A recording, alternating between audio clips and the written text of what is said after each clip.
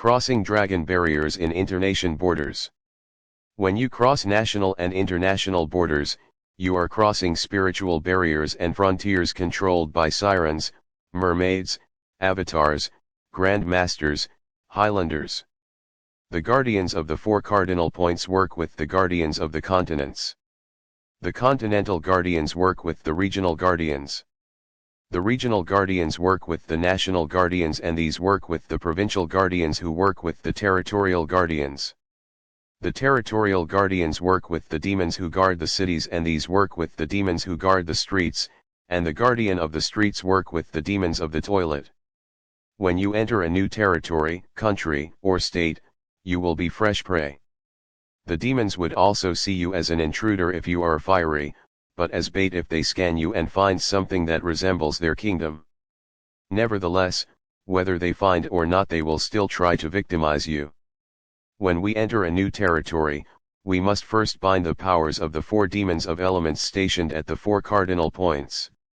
We must take authority over the signals and frequency of the satanic communication systems and operation in the air. The communication between the demons and Satanists, Satanist and demons must be broken and confused. The guardian demons of that state, city, or town, neighborhood, and even the premises must be bound before any attempt to preach the gospel or hold a crusade.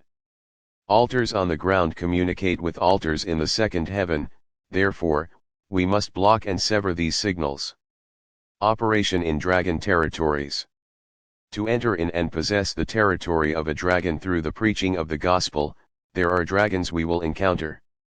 That is why we must be empowered with a fresh oil specifically to stand against a dragon. Many servants of God got killed or suffered great peril because they went into the enemy's territory without authorization from heaven. When God sends a Christian warrior into a territory, he first stations one or more angels before a Christian enters this place. If the servant goes without heaven's authorization, there could be collateral damage, or destruction on a mass scale, and can result in the death of that missionary or preacher. There are pastors who went into territories and was swallowed by the serpents or dragons, spiritually. Many Christian ministers would start binding and praying against witchcraft after the attack has begun, but we should destroy witchcraft before they start to attack. We must set ambushment against their ambushment. This is imperative because Jesus made it clear what the Queen of the South would do to the Christians of the generation. The Queen of the South Matt 12:42 operates at 12 midnight with terrors and pestilence, and at 12 midday with arrows and destructions, Psalms 91.